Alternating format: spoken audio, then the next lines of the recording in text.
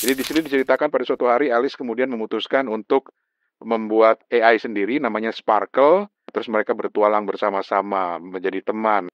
Masalahnya Sparkle makin lama makin berkembang, menjadi lebih kuat. Dan Sparkle akhirnya bisa membuat keputusannya sendiri. Tapi yang Bang Rane bilang punya buku dari ChatGPT, aku langsung Google di Amazon nih, ada yang bikin ChatGPT for non-fiction author buat bikin nulisnya lebih cepet, lebih better. Gue lagi mikir bikinin yang natural voice generator, jadi dari ChatGPT lah situ, terus bikinin voice kayak Rane, bikinin voice kayak Toto. Iya kan? Terus udah bisa meniru voice Rane, Toto, Steven, terus kita tinggal bilang, Hey guys, Rane nih, bukan ChatGPT, tapi ini orang beneran alah garing. Kalau di episode lalu kita membuka acara pakai skrip yang dibuat oleh ChatGPT, tapi kemudian dibacain bertiga oleh gue, Toto, dan Steven. Nah kali ini di bagian kedua ini kita pakai ChatGPT juga untuk bikin skrip pembukaannya, tapi sekaligus dibacain sama layanan text to speech yang lumayan keren namanya Narakit. Oke, gue masukin promptnya dulu di ChatGPT, bentar. Oke.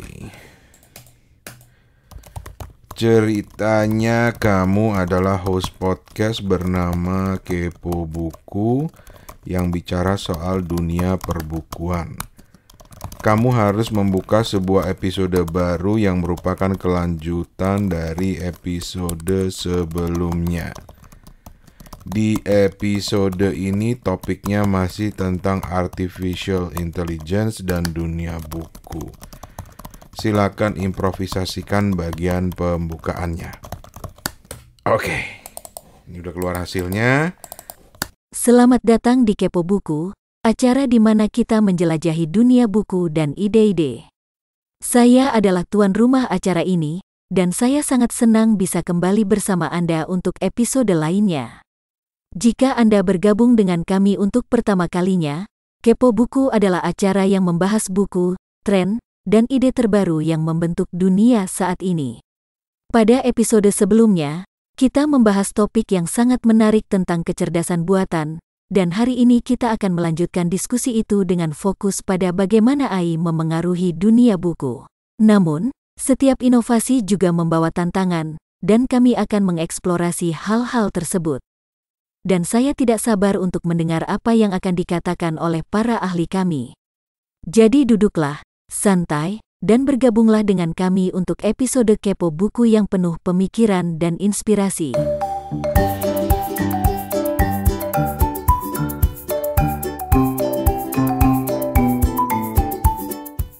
kalau lu termasuk yang antusias atau malah takut sama adanya AI, Van? Nah, soalnya apa? Lu jualan buku, Van.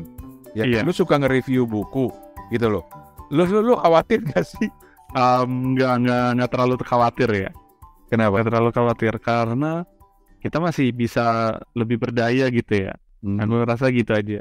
Tapi yang Bang Rane bilang punya buku dari ChatGPT, aku langsung Google di Amazon nih, ada yang bikin ChatGPT for non-fiction author buat bikin nulisnya lebih cepet, lebih better, faster, sama more effective. Ada juga buku yang How to Train Your ChatGPT to Work for You gitu loh. Trik-trik menggunakan ChatGPT misalnya untuk membuat jurnal. Itu ada bukunya. Dan sekarang di Amazon itu, baru di Amazon ya, di Amazon itu ada 200 lebih buku yang ditulis oleh ChatGPT atau bekerja sama dengan ChatGPT. 200. Dan diduga bahkan mungkin lebih banyak lagi karena, nah ini yang menarik nih, karena ternyata tidak ada kewajiban untuk mencantumkan ChatGPT sebagai author. Jadi kita nggak punya kewajiban. Steven bikin buku cinta gitu ya, tentang cinta dibantu ChatGPT, tapi Steven tidak punya kewajiban untuk mengklaim bahwa buku itu ditulis bersama dengan ChatGPT. Itu karyanya Steven, karena Steven yang memberi perintah. Jadi karena peraturan itu di Amazon ada seperti itu, diduga lebih banyak lagi buku yang ditulis dengan ChatGPT. Anjir, gila gak sih itu? Nggak tahu ya, gue jadi itu etis nggak sih sebenarnya gitu lah. Gue nggak tahu ya kalau dari segi ini. Tapi gue mau sebelum gue tanya itu ke Toto, karena ya gue selalu tertarik nanya orang yang punya latar belakang teknologi informasi kayak Toto ya, Van ya. Karena orang yang sudah mempelajari teknologi tentu juga dia bisa mengaitkannya dengan masalah etika juga kan sebetulnya, ketimbang gue yang nggak punya latar belakang, gue langsung bisa nuding, wah kagak etis nih gitu loh. Kan bisa gitu. Tapi gue mau sharing satu buku nih ya, teman-teman juga bisa beli ini. Bukunya sederhana banget, judulnya Alice and Sparkle. Ini karya Amar Reshi. Jadi buku ini baru memicu perdebatan tentang etika menulis buku bersama ChatGPT. Murah nih, cuma 77.000 bukunya. Tapi ya halaman menarik buat gue karena ini salah satu buku bersejarah gitu loh. Jadi Amar Reshi ini kayak Toto, orang IT juga. Dan bahkan di bukunya, di bagian belakang bukunya, jadi dia bilang gini, setelah dirilis, buku saya ini memicu diskusi mengenai ChatGPT. Namun dia berharap ini akan mengarah kepada para konten kreator gitu. Karena jadi gini, buku yang berjudul Alice and Sparkle ini bercerita tentang seorang anak yang diperkenalkan dengan artificial intelligence. Jadi kemudian dia memutuskan untuk membuat artificial intelligence-nya sendiri untuk menjadi temannya dia, dan kemudian mereka bertualang berdua. Nah itu di situ dibuat dengan semua konten-kontennya dengan ChatGPT. Ini walaupun dalam bahasa Inggris ya, misalnya nih gua kutipin salah satu bagiannya. One day a young girl named Alice discovered the magic of AI. She was amazed by their abilities and wanted to learn more. Jadi dia tertarik mau belajar lebih jauh. Tapi Alice, gue langsung terjemahin aja ya. Tapi Alice kemudian menyadari bahwa AI harus diperlakukan dengan sangat hati-hati. Karena AI itu sangat kuat, sangat powerful, dan bisa digunakan untuk kebaikan dan keburukan. Tergantung bagaimana dia dibimbing untuk itu. Kan gila kan? Depending on how they were guided. Jadi si penulisnya ini baik sebetulnya. Karena dia ingin menunjukkan manfaat dan mudaratnya dari artificial intelligence gitu. Jadi di sini diceritakan pada suatu hari Alice kemudian memutuskan untuk membuat AI sendiri namanya Sparkle dan melepaskannya ke dunia. Terus mereka bertualang bersama-sama menjadi teman. Dia sering membantu Alice mengerjakan PR-nya, bermain game. Terus juga di sini diceritakan lama-lama masalahnya Sparkle makin lama makin berkembang menjadi lebih kuat. Dan Sparkle akhirnya bisa membuat keputusannya sendiri. Dan di situ Sparkle memutuskan untuk mengeksplorasi dunia atau terjun ke dunia sendirian dan belajar dari pengalaman-pengalaman yang dia lakukan. Jadi istilahnya si Sparkle ini memutuskan untuk keluar ke dunia sendirian. Dan si Alice digambarkan di sini bangga tapi juga sekaligus ketakutan dengan apa yang dia ciptain gitu loh. Dia nggak tahu karena dia nggak bisa nebak begitu si Sparkle udah bisa berpikir sendiri, dia nggak bisa nebak apa yang akan dilakukan oleh Sparkle berikutnya. Namun dia tahu, jadi si penulisnya bilang, namun dia tahu bahwa yang membuat Alice lebih tenang adalah karena dia sudah mengarahkan Sparkle untuk mengambil keputusan-keputusan yang benar. Karena seperti kata Toto tadi, tergantung dari kita kan yang memberikan perintahnya gitu loh. Dengan sebaik-baiknya. Dan akhirnya akhir ceritanya bahwa ya jadi spoiler gue nih, tapi ya pokoknya intinya sebenarnya mereka kemudian bertualang bersama dan menunjukkan kepada masyarakat bagaimana AI ini bisa bermanfaat. Dan seperti dongeng layaknya dongeng dalam bahasa Inggris ditulis di situ, and so Alice and Sparkle live happily ever after, spreading the magic of artificial intelligence to everyone they meet. The end. Itu doang ceritanya. Tapi yang bagus karena buku ini juga disertai dengan ilustrasi, dan ilustrasi ini dibuat dengan AI juga. Namanya Midjourney. Jadi nanti gue share ya di cover artnya Kepo Buku, ntar gue tunjukin deh. Gambar itu bagus banget, itu dibuat dengan AI. Gue nggak tahu ya sampai di titik ini, makanya gue harus kembalikan ke Toto ya, kayaknya Van ya. Sampai di titik ini gue minta dibimbing nih sama Toto. Apakah kita harus takut? Apakah kita harus senang? Seperti ceritanya si Alice and Sparkle ini. Gimana tau menurut lo, Toto? Kalau menurut gue sih biasa-biasa aja sih kalau menurut gue. Lu mah biasa melulu, lu mah. Maksud gue seneng juga. Maksud gue ke teknologi ya. Gue ngerasa bahwa manusia itu at the end tetap akan jadi subjek terhadap teknologi yang dia buat sendiri gitu. Kalau dia jadi budak ya dia sendiri memperbudak dirinya terhadap teknologi gitu. Kalau menurut gue sih as simple as that gitu. Tapi apakah ada impact yang banyak banget ya, banyak banget gitu. Harus hati-hati juga gitu. Karena kita lihat ya, banyak 10 tahun belakangan aja gitu. Kan kalau kita jangka waktu kan 20 tahun banyak belakangan gitu. Berapa banyak profesi yang hilang gara-gara teknologi sih? Banyak. Tapi berapa banyak juga profesi yang ada gara-gara teknologi juga kan, bener gak sih? Nah, tergantung apakah lu bisa ini. Dan kalau gue sih seneng banget gitu dengan AI gitu, dengan perkembangan teknologi terutama AI gitu. Karena kalau menurut gue ya seneng gak sih sesuatu yang dulu lu mau terjangkau tuh susah, sekarang bisa gitu. Ada masalahnya lu mau menungganginya dengan kreativitas seperti apa gitu. Ingat gak gue suka main-main dengan voice generator, bukan voice generator ya, apa namanya? Natural voice generator gitu kan. Sekarang masih agak jauh, tapi belakangan gue lihat masih bagus nih. Semakin banyak lo nge-train, semakin banyak, keren juga nih lama-lama nih. Iya. Tapi kan tergantung kepada kegunaannya. Misalnya Toto pernah menggunakan voice generator itu untuk ngerjain gue kan. Itu tuh yang lain. Enggak itu masalah. Itu makanya kan etik atau enggaknya kan guanya, bukan teknologinya dong. Makanya kan kembali ke orang ya kan. Jadi kasih konteks aja nih. Gue nggak tahu, Van, lu udah pernah dengar belum ceritanya ini, Van? Jadi belum kayaknya. Toto itu punya, gue nggak tahu lah aplikasi apa gitu yang bisa mengubah suaranya jadi suara perempuan. Terus dia nelpon gue dong, terus ngerayu gue. Gak ngerayu gue tuh apa ada sampai gue lagi. Pokoknya genit apa dari kedutaan mana gitu kan. Pokoknya ngomongnya gini-gini tuh, masa Bapak Rane nggak tahu sih, nggak kenal sih. Gue bilang, anjing ini siapa?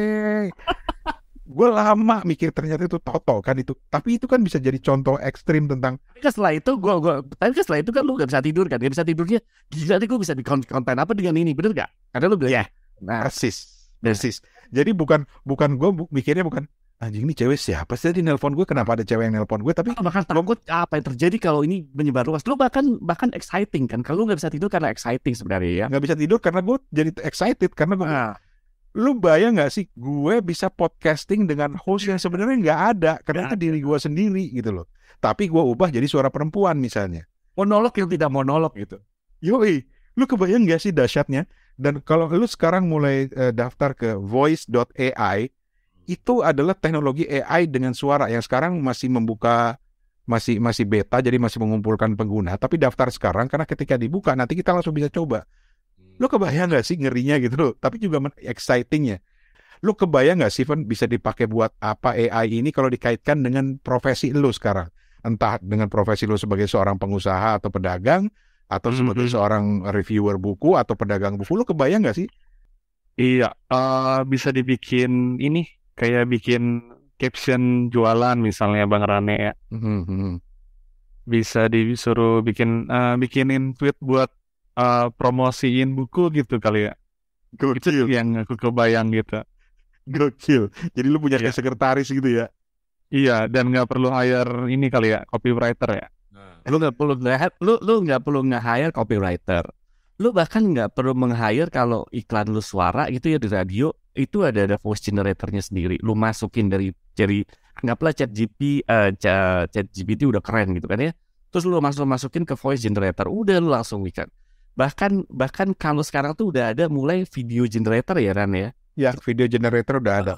Lu bisa bikin artis virtual dan gue lihat nih si Inting ini lama-lama udah bener-bener kayak gue nggak bisa bedain mana manusia mana generator. Udah tinggal itu cuman gue bilang 5 tahun itu kayaknya terlalu lama gitu. Jangan besok udah bisa halus banget gitu. Itu dia. Halus banget. Itu dia. Menurut gue bisa bikin iklan, lu ngedirect, lu tinggal ngedirect doang. Lu dong ngomong ini sudah dia selesai. Lu ngomong masih kaku, coba diubah ngomongnya. Kan cuma masalah ngetrain AI juga, bener gak sih? Iya, masalah ngetrain AI.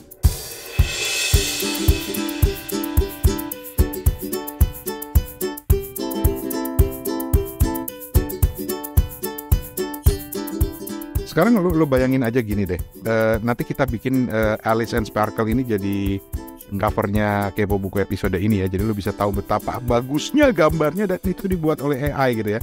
Tapi kebayang nggak kalau pada akhirnya itu harus kembali kepada kita dan etika kita dalam menggunakan alat kan, menggunakan teknologi kan. Iya betul. Kalau lu mau jahat kan lu bisa bikin gambar yang jelek, yang nggak senonoh, apalagi mau pemilu gitu kan, lu bisa bikin gambar calon presiden lawan lu melakukan apa yang sebenarnya tidak dilakukan, kan bisa aja kan.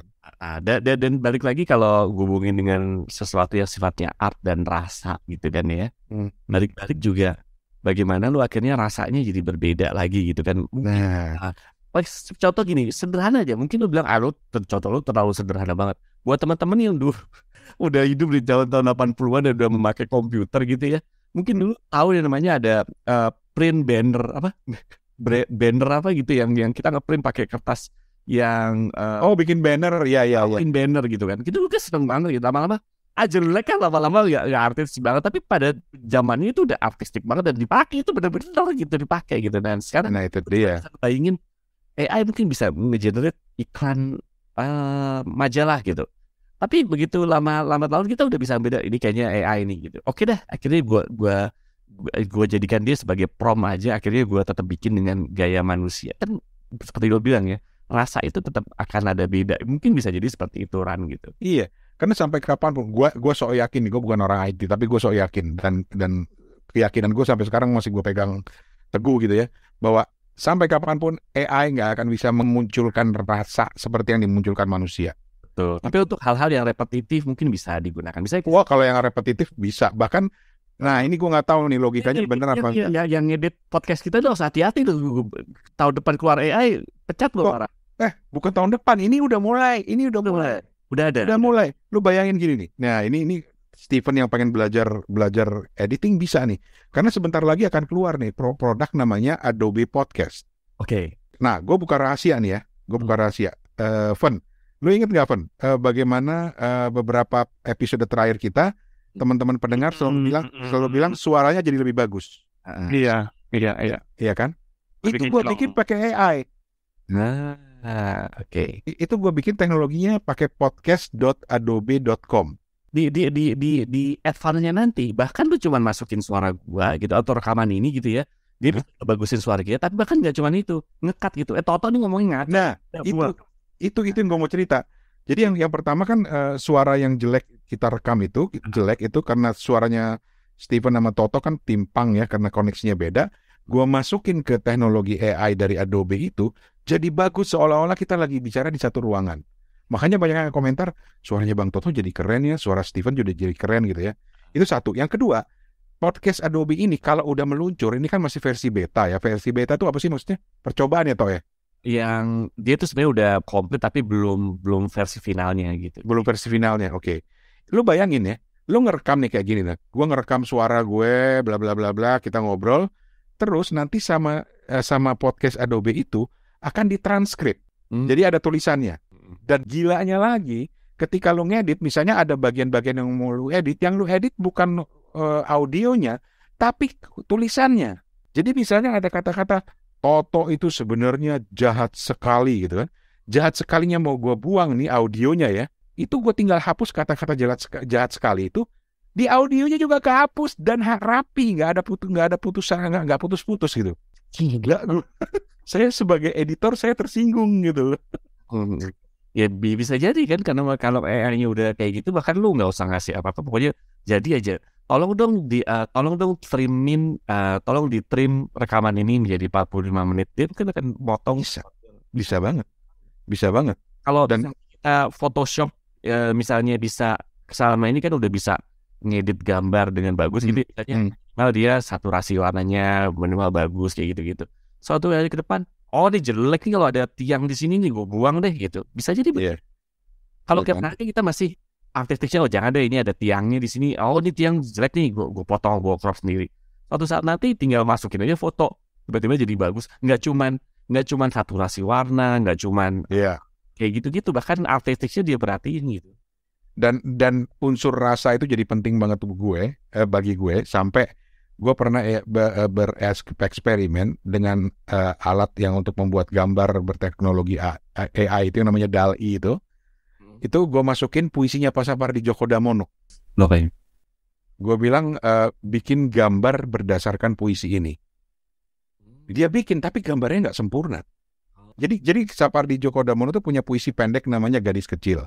Dia intinya cuma ada gadis kecil diseberangkan gerimis, di tangan kanannya bergoyang payung, tangan kirinya mengibaskan tangis, di pinggir jalan ada pohon dan seekor burung. Itu doang.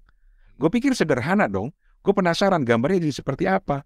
Nggak bisa dia munculin, nggak ada unsur burungnya di situ, tapi ada gambar gadis kecil yang berdiri di bawah pohon lagi megang payung. Buat gue itu aja udah gila gitu loh. Jadi Tapi tetap rasanya nggak muncul. Jadi kalau gue ngeliat gambar itu, gue nggak bisa ngeliat puisinya Sapardi gitu.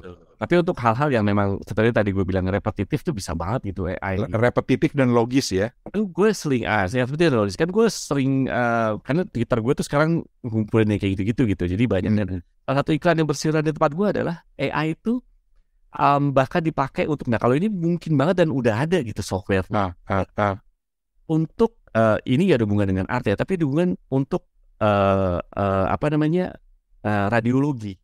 Lo tau kan kalau gambar Keren.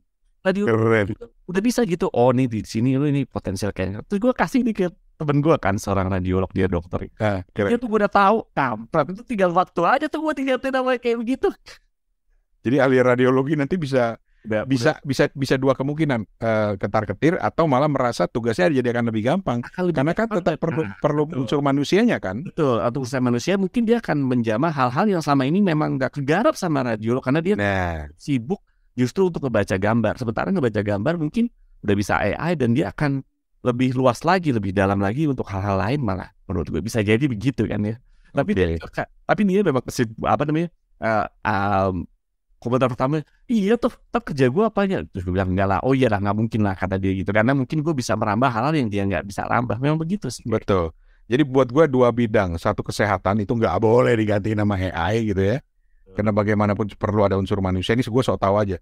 Yang kedua itu bidang seni itu nggak bakal bisa, mau diganti nama AI juga nggak bisa. Kalau ternyata AI bisa mengambil alih dunia seni, buat gue itu lebih mengkhawatirkan. Karena apa? Karena manusia udah gak punya rasa lagi sampai saking parahnya sampai bisa digantikan oleh teknologi gitu. Itu menurut gue. Tapi oke, kita menjelang akhir nih. Mungkin kita ke Steven lagi deh. Fen, apa yang kayak closing statement lah, apa yang menurut lu ini kenapa kayak buku jadi serius ya ngomongin AI ya? Supaya kelihatan kalau kita bukan AI gitu. Oh gitu ya. Sebenarnya. Atau jangan-jangan nanti orang-orang akan mikir nih kayak buku dari tadi serius. Wah berarti ini AI nih. Gue kadang-kadang bikin skripnya ya, so gue kadang-kadang pikir sebelum Steven bikin closing statement ya, gue kadang-kadang mikir ini ChatGPT keren banget ya kalau bisa gini ya. Terus gue lagi mikir bikinin yang natural voice generator, jadi dari ChatGPT lah situ. Udah kita cuma gitu doang, terus bikinin voice kayak Rane, voice kayak Toto. Yo kan. Terus udah bisa meniru voice Rane, Toto, Steven. Terus kita tinggal bilang kita episode ini mau bikin tentang ini gitu, terus itu kan gitu. Bercandaannya nanti soal ini, ngeledekin Stevennya begini gitu. Jadi itu kayak buku. Udah selesai. Kita tinggal terima duitnya enggak? Kita tinggal terima celahannya aja. Terima celahannya. Oke, Van, kalau lo gimana, Van? Ini buat penutup lah. Betul apa ya?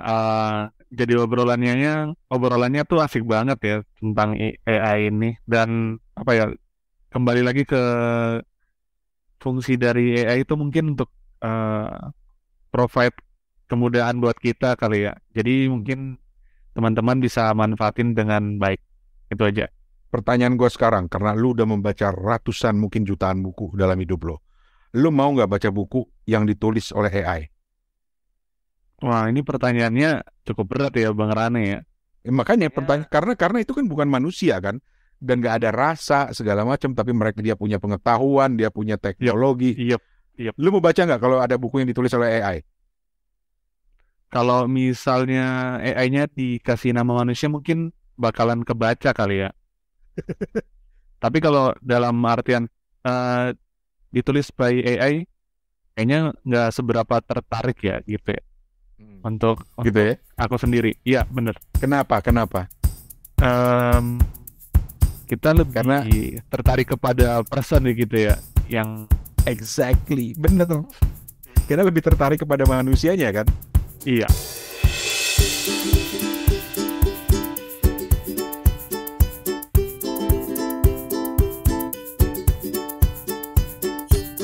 Tapi sekarang mari kita tanya kepada pakar IT ini. Lu mau nggak baca buku yang ditulis oleh AI, Tok? Mau aja, kenapa enggak? Ya enggak, kan kayak Steven tadi poin dia mirip, dan bahkan gue bilang sama gue, karena kesombongan gue sebagai manusia, dia bilang ngapain robot bikin buku, nulis buku buat gue gak baca gue. Kalau gue gini aja, bisakah gue membedakan atau enggak gitu aja? Seperti tadi Steven bilang, kayaknya nggak jauh beda. Nah sekarang lu kalau baca buku atau baca artikel di internet, lu malah tahu itu di generate sama ChatGPT atau bahkan jangan-jangan this orang udah bisa bikin AI. Bener kan? Maksud gue sih, pertama, gue tidak akan sengaja mencari kayak lu kan sengaja tuh nyari. Kalau gue, gue kan nggak akan sengaja nyari, kecuali kalau gue mungkin ada interest tertentu dan gue pengen tahu gimana gitu kan ya. Saat ini gue nggak akan mencari buku yang sengaja ditulis sama AI. Tapi gue juga tidak akan menghindar pada saat gue memfilter buku-buku di Amazon atau dimanapun, gue juga tidak akan memfilter, kalaupun ada filternya, buku-buku yang tidak dibuat oleh AI nya juga gitu. Oh iya ya, karena memang tujuan lo bukan siapa yang ngebuatnya ya. Kan tujuan gue adalah isinya dong, gue nggak peduli cerita sama siapa gitu. Ya. Nah di situ titik perbedaan gue sama lo toh. Kalau gue akan lihat bukunya. Kalau dia buku pengetahuan, knowledge tentang ya buku-buku lu lah ya, tentang bahasa segala macam ditulis oleh AI, gue nggak keberatan lah, karena itu lebih untuk nambah knowledge. Tapi kalau buku-buku yang bersifat untuk memperkaya rasa, untuk makanan bagi rasa gua gitu, misalnya buku-buku sastra, gua kok cenderung kalau gua tahu ya, lagi-lagi seperti Steven bilang, kalau tahu ditulis oleh AI, gua nggak akan mau baca gitu loh, karena buat gue nggak ada unsur rasanya di situ gitu. Nah karena membaca kalau nggak ada unsur rasanya, lu bahkan tidak tahu apakah AI atau enggak gitu kalau menurut gue. Kalau gue setuju sama lo bahwa ketika kita membaca ada unsur rasa, ketika kita melihat film ada unsur rasa, betul. Tapi gue I don't care gitu. Kalau nggak ada unsur rasanya manusia apa AI, kenapa gue ngejudge duluan gitu? Maksud di depan. Cakep. Berarti lebih kepada kesombongan manusia aja ya. Gitu. Tidak mau ditindas oleh ras lain gitu ya, ras artificial intelligence. Kalau gue gitu. Kalau menurut gue, ini film nggak ada rasanya. Ternyata belakang, AI ternyata pantas. Gitu kalau gue. Tapi ternyata ada rasanya. Tapi AI yang bikin. AI bikin dibunuh apa keren banget sih. Gimana caranya dia ngetrain AI-nya? Kalau gue selalu begitu. Bagaimana caranya dia ngetrainnya ya, bukan AI-nya ya. Bukan kepada teknologinya, tapi kepada orang yang ngetrainnya ya. Betul. Atau gue balik lagi, rasa lu udah kayak jangan lu udah jadi robot toh. Kenapa kayak begini aja lu bilang ada rasa? Padahal kadang-kadang gue skeptis kayak gitu. Bener gak maksud gue? Keren. Saat ada AI yang bisa generate cerpen keren banget gitu, mungkin gue akan mulai mempertanyakan, pertama, gimana dia cara ngetrainnya. Kedua, mungkin gue mempertanyakan diri gue sendiri, kok lu udah kehilangan rasa sebagai manusia? Nah, atau gimana? Itu kan penting. Makanya gue nggak mau apa namanya di depan dulu, biarin aja gue baca aja dulu. Kalau gue seneng orang kan sengaja kita nge-post buku kan nggak peduli kan siapa penulisnya, setelah juga begitu. Betul. Kalau begitu kita pilih-pilih dong penulis yang keren-keren. Iya. Ya kita di Kepo Buku kan nggak pernah milih-milih kan, yang menarik gitu. Jadi nulis milih-milih AI apa enggak, biarin aja gitu. Oke. Gitu. Kalau gila. Toh, lu pinter banget lu toh malam itu, gila lu toh. Abis COVID masalahnya. Abis COVID ya, jadi otak lu ini ya gue pakai selama 4 hari. Oke. Ya udah kalau gitu kita pamit, tapi sebelum pamit gue cuma mau bilang bahwa gue agak sebel sebetulnya sama ChatGPT. Kenapa? Gue kan nanya, kenalkah kamu dengan podcast Kepo Buku? Dia jawabnya begini, podcast Kepo Buku adalah sebuah podcast yang membahas dunia buku dan literasi. Mantap, dia kenal ya kan? Podcast ini dibuat oleh komunitas Kepo Buku yang beranggotakan para pencinta buku di Indonesia. Loh. Gitu kan? Terus gue penasaran, gue tanya lagi dong, emang siapa host Kepo Buku? Terus dia bilang, sepanjang yang saya tahu, podcast Kepo Buku memiliki beberapa host yang bergantian dalam setiap episodenya. Gitu. Loh, kok bergantian? Kita kan selalu bertiga gitu kan? Terus gue tanya dong, jangan-jangan itu podcast Kepo Buku yang lain? Ada nggak podcast Kepo Buku lain yang kamu tahu? Dia jawabnya gini, sejauh yang saya ketahui saat ini hanya ada satu podcast yang bernama Podcast Kepo Buku yang diselenggarakan oleh komunitas Kepo Buku di Indonesia. Akhirnya gue penasaran dong, gue tanya lagi, pernah dengar podcast Kepo Buku yang hostnya di Singapura, Ambon, dan Bangkok? Kan lebih mengarahkan, ya kan? Gue asumsikan di Bangkok karena data yang banyaknya di situ kan. Terus ChatGPT-nya bilang gini, sejauh yang saya ketahui dari informasi yang tersedia di situs resmi dan akun media sosial Kepo Buku, tidak terdapat episode ke podcast Kepo Buku yang di-host oleh seseorang yang berada di Singapura, Ambon, dan Bangkok. Berarti kalau menurut gue itu bukan masalah cerdas dan tidak cerdas. Masalah dia punya informasi atau enggak. Atau masalah emang kita belum terkenal aja. Belum terkenal aja. Oke. Baiklah. Kalau begitu kita harus lebih banyak eksis di media sosial biar nanti dikenal dan ketika kita tanya mereka langsung nyebut kita bertiga. Tapi ada satu sebenarnya gue tuh pengen chat GPT tuh ada settingan humor dikit gitu. Itu rasa toh. Lu udah di setting aja gitu, kadang-kadang ngambek nggak mau gitu. Oh ya bisa. Tapi kalau dalam artian dia menanggapi dengan humor itu gue nggak bisa karena buat gue humor tuh humor bisa. Gitu. Betul. Gitu.